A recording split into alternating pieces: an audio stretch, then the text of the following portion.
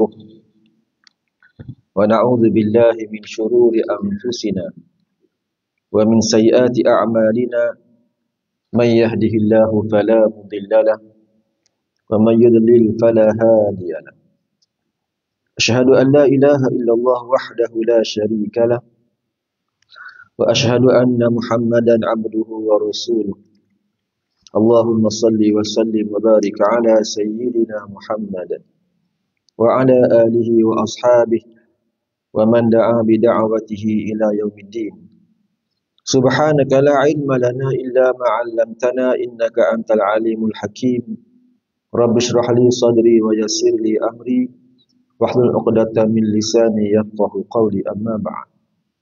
Bahagia Tuan Nazir, terusnya barisan pegawai AJK Masjid dan seterusnya para jemaah muslimin muslimat yang dirahmati Allah sekalian. Lagi sekali syukur alhamdulillah kita masih lagi dipertemukan oleh Allah Subhanahu wa taala di masjid ini, sama-sama salat subuh secara berjemaah dan duduk kita seketika untuk mendengar beberapa hadis Nabi sallallahu alaihi wasallam yang dinukilkan, yang disyarahkan oleh Syekh Muhammad Idris Al-Marbawi dalam kitabnya Bahrul Mali jilid yang ketiga Babus Salah. Masih lagi bab salat, hadis-hadis daripada Imam At-Tirmizi yang diriwayatkan oleh Imam At-Tirmizi dalam bab salat. Muslimin muslimat yang dirahmati Allah sekalian, kita duduk dalam masjid kita dengan i'tikaf kerana Allah, betul i'tikaf fi hadzal masjidi sunnatullah taala. Kita dah masuk kepada hadis yang ke-29 dalam jilid yang ketiga ini, iaitu bab ma jaa idza hadara al-'asha wa uqimatis salah fabda'u bil 'asha. Di sini dibaca dengan asya, ya, bukan isya. Ya, asya, ain tu berbaris di atas, yang bermaksud makan malam. Bab yang datang ia apabila hadir makanan malam dan didirikan sembahyang, maka dahulukan olehmu sekalian dengan makanan malam. Di sini ada hadis Nabi sallallahu alaihi wasallam, ya, apabila ada makanan malam terhidang di hadapan, maka ya, bila dipilih antara dua solat dengan makan, ya, maka pilihlah makan dahulu. Ya, kita tengok ya apa perbincangan perbahasannya. Itu kan bunyi lain macam tu kan. Kerana bab ini jugalah, ya, bab ini jugalah, itulah ya, sikap anak sikap anak murid dengan guru, ya. Saya dengan guru saya sendiri, ya, la ilaha illallah, bila ingat balik menyesal. Ya, bergaduh dengan guru. Bergaduh, bukan bergaduh lah, ya, bertekak dengan guru. Sebab ketika dia mengajar tu, nak cerita ke tak payah. Sebab masa dia mengajar tu, dia apa, dia bagi tahu, ya, apa pun, ya, yang berlaku apa pun, dahulukan dulu solat. Azan saja ke masjid, ke surau, solat berjemaah, kan. Saya kata ada hadis kata makan dulu tu, Ustaz, macam mana? Marah dia. Tak ada makan-makan. Itu bahaya tu. Ya tuan-tuan, di sini ada hadis dia, kita dengar dia punya perbahasan insya-Allah.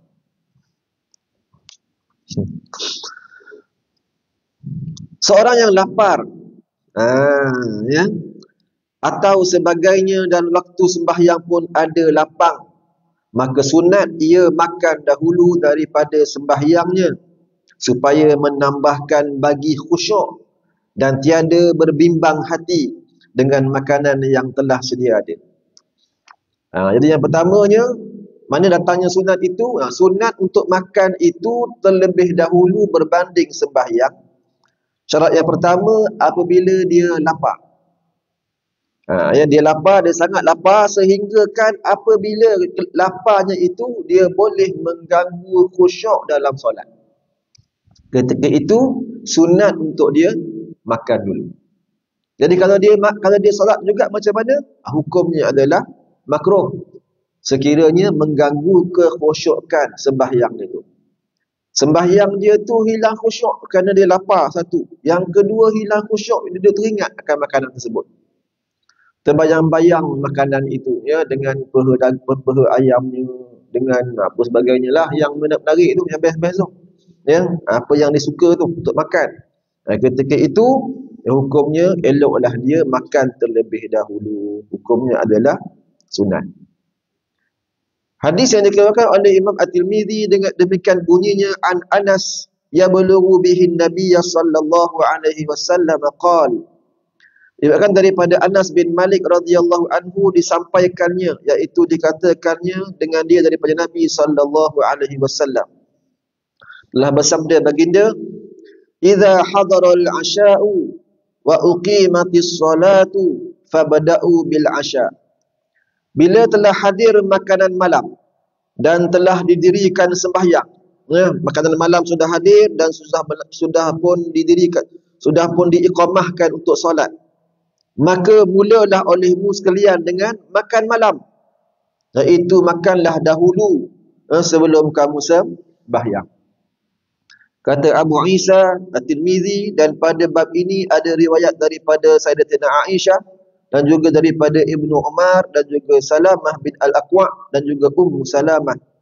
Kata Abu Isa At-Tirmizi, bermula hadis Anas bin Malik ini ialah hadis hasan lagi sahih, dan telah dikeluarkan juga hadis ini oleh Imam Al-Bukhari dalam Imam Bukhari dan juga Imam Muslim dalam kitab sahih keduanya pada kitab solat. Pada kitab solat.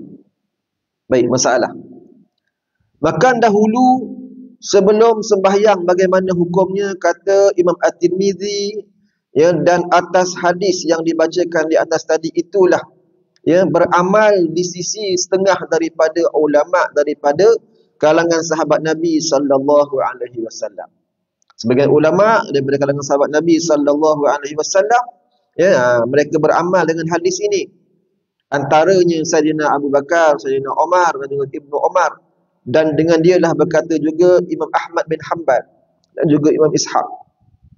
Berkata keduanya, memulai orang yang sembahyang itu dengan makan malam, dan jika luput akan dia oleh jemaah sekalipun. Kata Imam Ishaq dan juga Imam Ahmad bin Hanbal. Imam Ahmad bin Hanbal ni merupakan Imam mazhab Hanbali. Ya, dia mengatakan sekiranya solat berjemaah luput sekalipun, makan dulu. Itu lebih berkat sikit tu. Ya, itu lebih berkat sikit.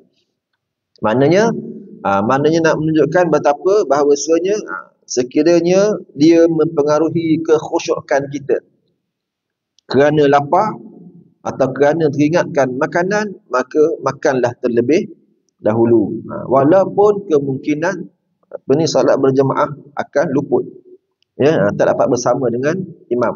Tapi ini bukan kata mazhab kita lah. Ini Imam Ahmad bin Hanbal. Baik. Kata Abu Isa, telah aku dengar akan Waqi' berkata pada tajuk ini, memulai ia dengan memakan makanan malam apabila adalah makanan itu ditakutkan binasanya. Ya, seperti apabila kena sejuk berubah rasanya dan hilang lazatnya. Ya, kata Waqi', ya, jadi sunat untuk didahulukan makanan itu, yang pertama kerana takutnya khusyuk hilang, takutnya hilang rasa khusyuk. Yang kedua, ditakuti binasanya makanan. Kerana mungkin lama dibiarkan akan sejuk berubah rasa lazatnya. Ya, jadi utamakan dulu makan. Dan juga bermula yang berjalan ke hadapannya oleh ulama daripada sahabat Nabi sallallahu alaihi wasallam.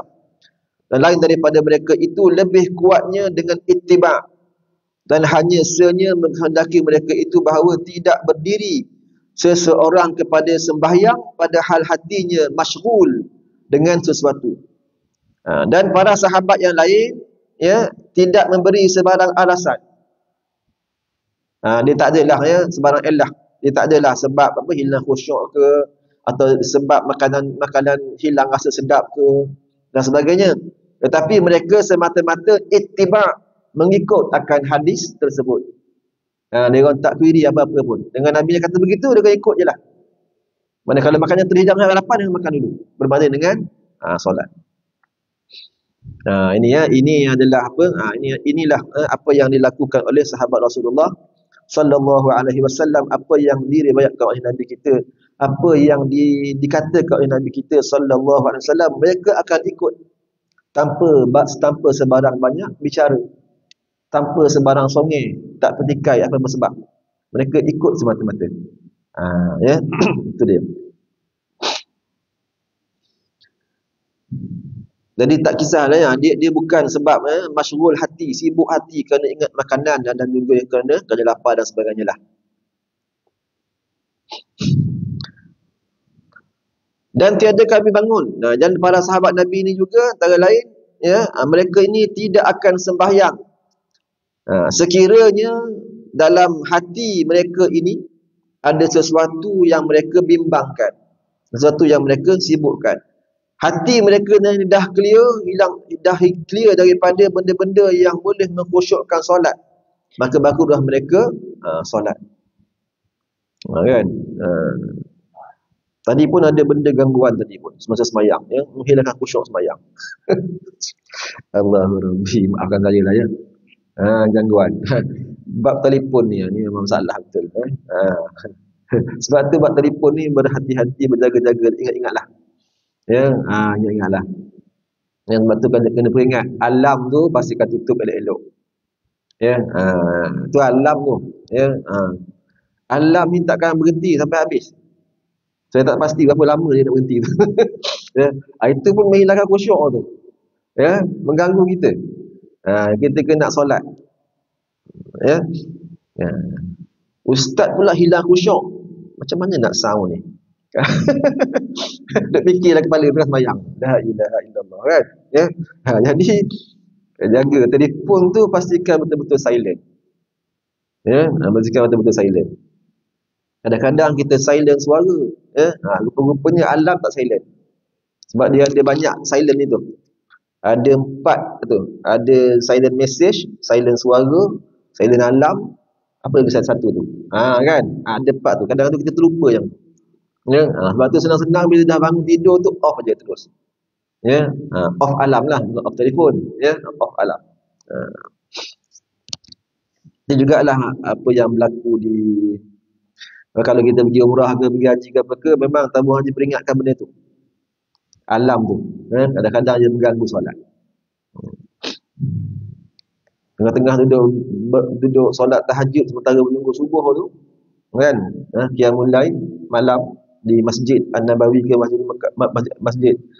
Masjid Haram ke, berbunyi benda tu kadang-kadang. Ya, kalau bersama dengan kita terus tutup. Apa yang mengganggu khusyuk, kita terus tutup. Tengah berbunyi tu ambil telefon, tutup. Elok-elok. Jangan dibiarkan saja. Jadi haram dah hukum dia. Dan diriwayatkan daripada Ibnu Umar daripada Nabi sallallahu alaihi wasallam bahawasanya bersabda ia, apabila diletakkan makan malam dan didirikan sembahyang, maka dahulukan oleh kamu sekalian dengan makan malam itu. Kata Imam At-Tirmizi, dan makan malam Ibnu Umar padahal ia mendengarkan bacaan imam. Ibnu Umar, Abdullah bin Umar, seorang sahabat Nabi sallallahu alaihi wasallam. Ya. Dia beritahu oleh Imam At-Tirmizi bahawasanya Ibnu Umar ini, ya, Abdullah bin Umar ini ada makan malam dekat depan dan juga ada dia dengar bacaan imam. Imam dah baca dah solat berjemaah, dia makan malam dulu. Ya, sebab mereka ni berpegang kepada hadis ini. Jadi sembahyang sebelum makan malam itu apakah hukumnya? Hukumnya adalah makruh.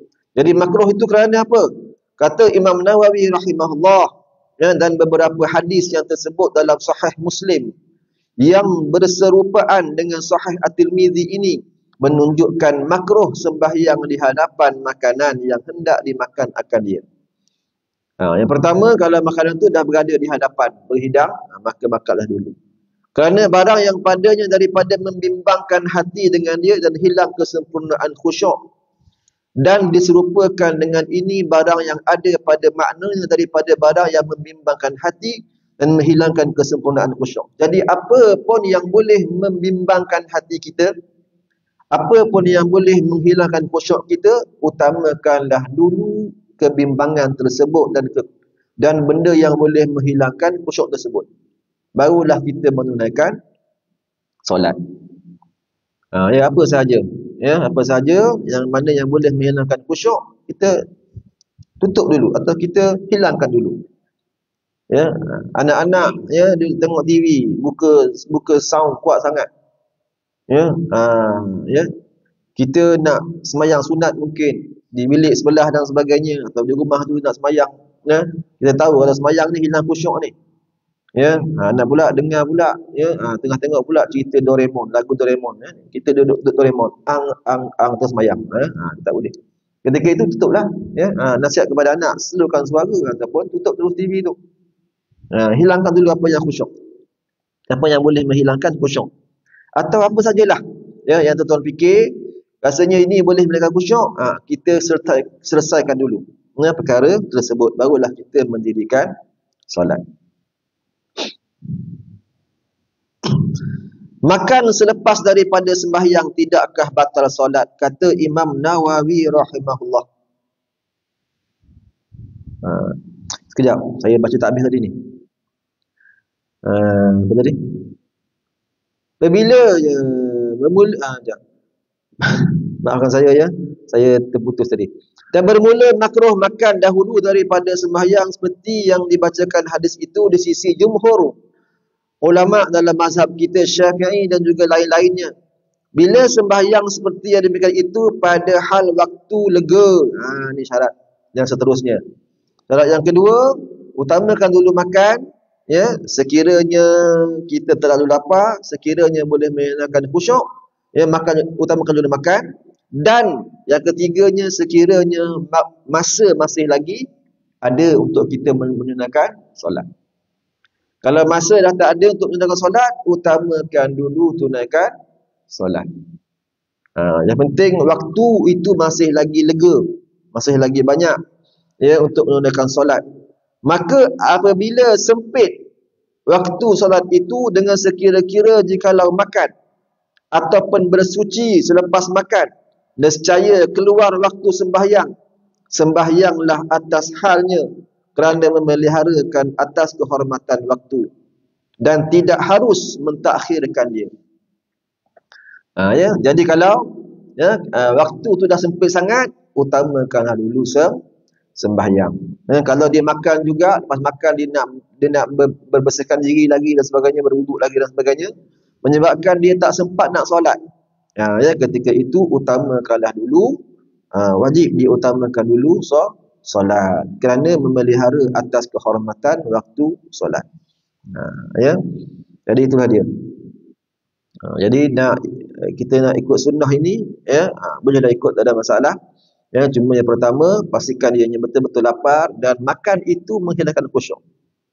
Kalau sikit-sikit tak hilang khusyuk, tak payahlah, bayanglah dulu. Ya, tapi kalau dah betul-betul lapar, tangan dah menggeletar dah ni, lapar sangat dah ni, ya, menggeletar tangan ni, perut dah semacam, ya, muka pun dah pucat putih, contohlah kan. Maka dah pula memang dah terhidang kat depan, ya, maka makanlah dulu. Ya, sekiranya solat masih lagi, waktu solat masih lagi ada, panjang, lega lagi. Jadi makan selepas daripada sembahyang tidakkah batal solat? Kata Imam Nawawi, jikalau sembahyang seseorang atas hal makanan sedia hadir serta perut lapar dan waktu pun ada lapang, maka sungguhnya ia mendatangkan makruh dan sembahyangnya tidak batal di sisi kita dan juga di sisi jumhur ulama. Kalau kita sembahyang juga sedangkan kita ni lapar, sedangkan boleh menghilangkan khusyuk, sedangkan waktu juga ada masih lapang banyak lagi, kita sembahyang juga, ketika itu hukumnya adalah makruh, ya, dan sembahyang itu tidaklah batal kerana itu. Wallahu a'lam. Habis. Jadi hukum khusyuk ni, tak apa. Hukum khusyuk, ni ada khilaf ulama hukum khusyuk. Khusyuk ni penting ke, perlu ke khusyuk ni? Hukum khusyuk ni antara lainnya ada yang ulama mengatakan wajib ketika dalam solat. Ini Imam Al-Ghazali contohnya. Dan beberapa mereka yang mengikutlah pendapat Imam Ghazali. Pendapat yang kedua, sunat untuk kita khusyuk dalam solat. Ini pendapat Imam An-Nawawi ya, dan juga mereka yang mengikut dengannya. Jadi dia berdapatlah. Ya, ada yang mengatakan wajib khusyuk dan ada yang mengatakan sunat khusyuk. Wallahu a'lam. Bab seterusnya, bab majaa fi salati indan nu'as. Bab datang ia menyatakan hadis sembahyang waktu tidur. Ketahuilah kiranya saudaraku, sayugia bagi seseorang yang hendak sempurna sembahyangnya, hendaklah dia terlebih dahulu sebelum masuk sembahyang itu menjauhkan diri daripada apa yang boleh menghilangkan khusyuk dan khuduk kepada Tuhan, seperti sangat mau tidur atau sangat lapar. Jadi kena jaga daripada apa sahaja boleh yang menghilangkan khusyuk ketika dalam solat. Khusyuk dan khuduk menghadirkan hati kita menghadap Allah Subhanahu wa taala, menjadikan tubuh kita diam, hanya melakukan perkara yang dibenarkan ketika solat sahaja. Ketika itu maka untuk jaga semua benda itu, jaga hati kita, jaga anggota kita daripada hilang khusyuk dan juga hilang khuduk, maka jaga daripada saat ketika terlalu mengantuk dan juga terlalu lapar. Maka yang demikian itu ditegah oleh syarak. Maka dalil hadis yang dikeluarkan Ibnu At-Tirmizi, katanya an Aisyah qalat qala Rasulullah sallallahu alaihi wasallam idza na'asa ahadukum wa huwa yusalli falyarqudu hatta yadhhabu anhu an-naum. Diriwayatkan daripada Sayyidatina Aisyah radhiyallahu anha, katanya telah bersabda Rasulullah sallallahu alaihi wasallam, apabila mengantuk seseorang daripada kamu padahal ia hendak sembahyang, maka tidurkanlah lebih dahulu hinggalah hilang mengantuknya, hinggalah hilang mengantuk daripada tidur tersebut. Jadi Nabi bersabda, Sayyidina Aisyah bagi tahu, sekiranya nak sembahyang mengantuk sangat-sangat, maka tidurlah terlebih dahulu. Agaknya sebab itulah ramai tidur masa solat Jumaat sebelum khutbah tu. Sebab letih kerja. Letih bekerja kan, takut terlelap semasa khutbah. Semasa solat Jumaat tu lelap sekejap masa khutbah. Lelap masa khutbah ni memang special lah. Apa pun keadaan, tengah panas ke, tak ada kipas ke apa ke, memang lena lah. Itulah time lena yang betul-betul lena tu. Tak tahulah saya nak panggil Qailullah ke apa tu. Dia kata khutbah. Dia jangan ngantuk sangat kan. Khutbah sekejap. Tapi dengar khutbah itu adalah lebih baik untuk supaya tidak berlaku lara. Berlaku lara. Jadi cara hilangkan ngantuk ketika itu, kita boleh beralih tempat duduk. Atau kalau sempit tak ada ruang lagi, kita boleh bangun berdiri, lepas tu duduk balik. Bergeraklah, maknanya bergerak. Tapi sekiranya takut mengganggu solat selepas itu, itu wallahu a'lam lah. Kalau ikut sini kita tidurlah terlebih dahulu. Sebab ditegahkan oleh Nabi sembahyang dengan mengantuk itu kerana beberapa illah. Iaitu sabdanya sallallahu alaihi wasallam, fa in ahadukum idza shalla wa huwa yan'as wa huwa yan'usu la'allahu yadhhabu yastaghfir fayasubba nafsah. Kerana bahawasanya seorang daripada kamu apabila sesembahyang ia sedangkan ia mengantuk, barangkali dia hendak memohon ampun kepada Allah akan segala dosanya, lalu bertukar menjadi menyumpah akan dirinya. Yakni dia tak sedar, dia terkata, wahai Tuhanku, laknatkan aku. Dia tak sedar, dia berkata, wahai Tuhanku, laknatkan aku dan binasakan aku. Sedangkan dia nak kata, ya wahai Tuhanku, ampunkanlah dosaku. Dia bertukar perkataan. kerana mengantuk tersebut. Kata Abu Isa At-Tirmidzi pada bab ini juga daripada Anas bin Malik dan juga daripada Abi Hurairah. Kata Abu Isa At-Tirmidzi lagi, bermula hadis Aisyah ini hasan lagi sahih. Ya. Jadi apa pun yang boleh menghalangkan khusyuk, saya ulang lagi sekali, kita cubalah dulu hilangkan terlebih dahulu. Yang pertama, makan. Lapar sangat ya sehingga boleh menghalangkan khusyuk, maka makanlah terlebih dahulu sekiranya waktu solat masih lagi lega, masih lagi ada banyak. Ya. Yang keduanya, tidur pun sama juga. Sekiranya terlalu mengantuk sehingga boleh mengganggu solat, menghilangkan khusyuk dalam solat, ketika itu tidurlah terlebih dahulu sedikit. Pun sama juga sekiranya masih lagi ada kelapangan untuk melakukan solat. Ya. Tapi andai kata masa dah sempit, ketika itu solatlah terlebih dahulu. Hadis seterusnya, banyak hadis ni sebab dia syarah dia pendek-pendek. Cuma yang ni mungkin panjang sedikit syarah dia. Rasanya tak settle lah hadis ni, kita habis hari ni. Lepas tu kalau orang dengar hadis yang saya akan bacakan ini, dia akan jaga benda ni. Apa dia? Okey, baik. Ma jaa fi man zara qauman la yusalli bihim. Bab hadis yang menyatakan mereka yang ziarah akan satu kaum, tidak dia sembahyang dengan mereka itu dengan menjadi imam.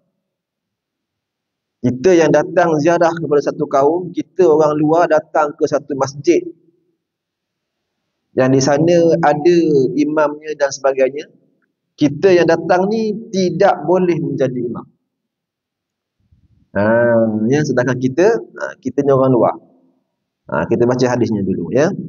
Ketahuilah kiranya wahai saudaraku, selalulah kena ke atas seorang yang telah mengambil ingat akan hukum syarak bahawasanya bila pergi ia kepada tempat jemaah, bahawa ia menjadi imam dengan tiada izin imam bagi tempat itu, ataupun tiada izin jemaah tersebut, maka yang demikian itu ditegah akan dia oleh syarak. Ya, jika orang yang datang itu lebih fiqh sekalipun ataupun lebih qari sekalipun, dengan dalil yang akan dikeluarkan oleh dalil hadis yang dikeluarkan oleh Imam At-Tirmidzi dengan bunyinya.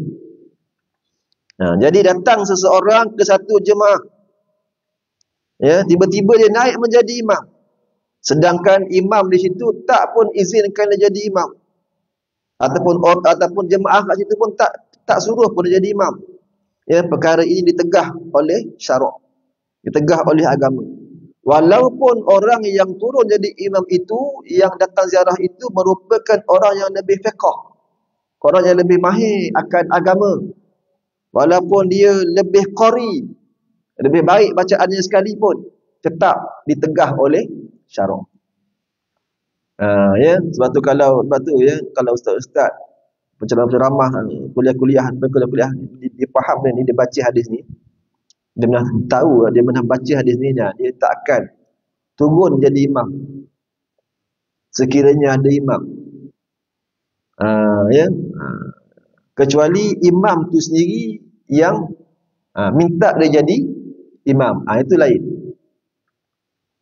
Kalau tak ada imam sekalipun, ya, tiba-tiba tengok imam tak ada, dia kenal imam siapa kan, dia pun naik, selamba je naik. Ya, sedangkan ya, dia bukan kuliah situ, dia hanya datang menyampaikan kuliah dan sebagainya.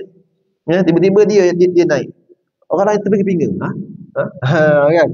Ya, tak ada suruh-suruh pun dia naik, kan? Ya, ketika itu ditegah oleh syarak. Jadi kalau tak ada imam sekalipun, tengok kalau jemaah setuju dia jadi imam, izinkan jadi imam, ketika itu barulah dia boleh untuk naik menjadi imam. Ya. Sebab tu kalau orang yang faham ni, dia memang tak naik lah. Sebab lebih afdal imam yang dilantik untuk menjadi imam ketika itu. Itu lebih afdal sebenarnya. Ya.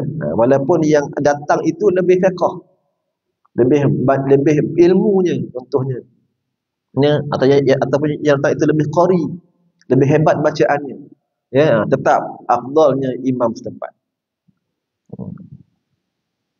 Hadisnya an Abi Atiyah qala kana Malik bin Al-Huwairith Malik bin Al-Huwairith ya'tina fi musallana yatahaddath. Diriwayatkan daripada Abi Atiyah, katanya adalah seorang sahabat Nabi sallallahu alaihi wasallam, namanya Malik bin Al-Huwairith. Datang ia akan kami, ya, di tempat sembahyang kami, berbual-bual dan bercakap-cakap akan perkara agama. Pada suatu hari, datanglah masanya dengan masa sembahyang, sebagaimana kata Abi Atiyah. Jadi seorang sahabat Nabi ini nama dia Malik bin Huwairith. Datang di tempat solat, ya, satu kaum, satu jemaah, ya, berbual-bual akan agama. Ya, mungkin menyampaikan kuliah ke apa ke, ya, tapi berbual akan agama. Ya, dan pada satu hari datang dia itu kena pula dengan masa solat. Fa hadaratis salatu yauman. Artinya maka datanglah waktu sembahyang pada satu hari. Maka bersedialah kami semua sembahyang berjemaah, dan berhajat kami akan seorang menjadi imam. Faqulna lahu taqaddam.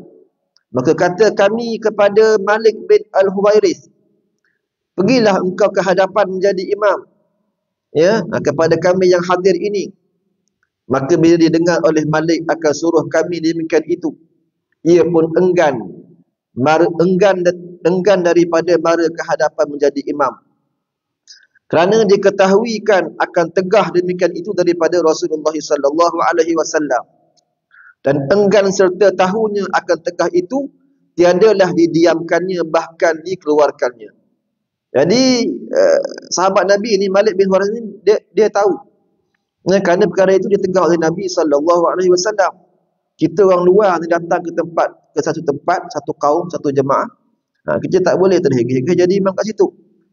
Ya, utamakan dulu jemaah yang ada di situ, yang merupakan ahli qaryahnya.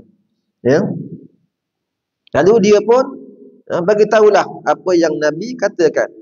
Kata Abi Atiyah, faqala liyataqaddam ba'dukum hatta uhaddithakum lima la ataqaddam. Maka kata Malik bin Al-Huwairith, hendaklah mara ke hadapan oleh setengah orang daripada kamu yang mempunyai tempat sembahyang ini, supaya aku khabarkan pada kamu mengapa tidak aku mau mara ke hadapan menjadi imam. Dia kata dia kena ahli jemaah qaryah kat sini, ya, jemaah kat sini yang kena ke hadapan. Pergi dulu jadi imam, nanti aku beritahu lepas ni kenapa aku kata begini. Ya. Jadi kena ingat apa katanya lagi, sami'tu Rasulullah sallallahu alaihi wasallam yaqul, aku telah mendengar Rasulullah sallallahu alaihi wasallam bersabda, man zara qauman fala ya'ummahum wal ya'ummahum rajulun minhum. Alamak, salah baca ni, salah baris.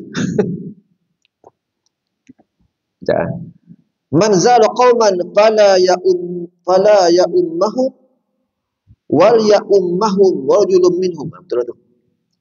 Masalah tadi tu ni pelik aja. Artinya barang siapa datang ziarah ke tempat satu kaum, kemudian sampai waktu sembahyang dan berhajat sembahyang berjemaah, maka jangan jadi imam oleh orang yang datang ziarah itu, orang yang datang ziarah akan kaum itu. Dan hendaklah jadi imam akan kaum itu oleh seorang daripada mereka itu jua. Kata Abu Isa At-Tirmidzi, bermula hadis ini hasan lagi sahih. Jelas hadis, jelas ayat tu. Yang jelas hadis tu. Ya. Baik. Maknanya Rasulullah memang tegah benda tu. Masalah imamkan orang yang datang ziarah, bagaimana hukumnya? Dah syuruk patutlah risah. Tak sompek baca syarah. Saya baca sikit lagi boleh? 4 minit. Petunjuk dia nanti insyaAllah. Imamkan orang yang datang ziarah bagaimana hukumnya? Al-jawabnya, bermula berimamkan orang yang datang ziarah itu khilaf ulama padanya. Kata Abu Isa At-Tirmidzi, dan juga bermula amal atas hadis inilah ya di sisi kebanyakan ulama daripada kalangan sahabat Nabi sallallahu alaihi wasallam dan juga lain daripada mereka itu. Kata mereka itu, bermula tuan yang punya rumah lebih layak dengan menjadi imam daripada orang yang ziarah. Bagi para sahabat Rasulullah dan juga mereka yang ikut dengan para sahabat pendapat ini, mereka mengatakan tuan rumah lagi layak menjadi imam. Lebih afdal menjadi imam daripada orang yang datang ziarah. Ya. Dan kata setengah daripada ulama lagi, bila diizinkan baginya oleh yang empunya rumah, maka tidak mengapa sembahyang ia dengan menjadi imam. Yang pertama, layaknya tuan rumah. Masjid ini ada tuan dia, tuan nazir kita. Ada imam dia yang dilantik dan sebagainya. Maka yang lebih utamanya ialah imam tersebut. Ya, yang lebih afdal menjadi imam. Walaupun siapa datang sekalipun. Ya, kecuali sudah mendapat izin daripada tuan rumah. Ya, tuan nazir dah izinkan, imam juga dah izinkan, silalah tuan. Tolak silalah tuan untuk naik jadi imam. Ketika itu, ya, bolehlah, tidak mengapa orang itu menjadi imam. Sebab juga kes ni ya, ada sebab mungkin dia tak pernah terdengar hadis ni kot. Tak pernah baca hadis ni kan. Biasalah kita ilmu ni kadang tu memang luas kan. Kadang tu ada yang kita termis dan sebagainya. Dia datang mengajar kuliah relax je. Ya. Bila qomat ya, imam nak naik tiba-tiba dia kat depan dah. Ya. Kadang-kadang tu dia lajak dia lajak sampai waktu qomat. Kan azan berhentilah, azan syiar Islam. Lepas dah azan tu ya, dia sambung sikit lagi sampai masuklah waktu qomat. Ya, waktu qomat dah habis, dia pun berhenti kuliah. Lepas berhenti tu kuliah tu, dia tutup buku, terus duduk kat depan. Imam kat belakang terpinga. Dia tunggu kat depan. Qomat. Azan qomat. Tiba-tiba je. Ya. Tapi bukan kat sini lah. Ya, ini dekat Utopia. Allah. Ya, mungkin tak sampai kan. Mungkin dia tak pernah dengar hadis tu. Ya, jadi imam kata, apa hal pula ni kan? Jadi nak tahu apakah hukumnya, ya, adakah sah solatnya dan sebagainya, kita akan baca penerangannya pada pertemuan yang akan datang insya-Allah. Ya. Wallahu a'lam. Bismillahirrahmanirrahim. Alhamdulillahirabbil alamin wassalatu wassalamu ala sayyidina Muhammad wa ala alihi wa sahbihi ajma'in. Allahumma anfa'na bima 'allamtana wa 'allimna ma yanfa'una wazidna ilma. Allahumma faqihna fid din wa 'allimna at-ta'wil wahdina siratal mustaqim. Wa sallallahu ala sayyidina Muhammad wa ala alihi wa sahbihi wa baraka wa sallam. Walhamdulillahi rabbil alamin. Wassalamu alaikum warahmatullahi wabarakatuh.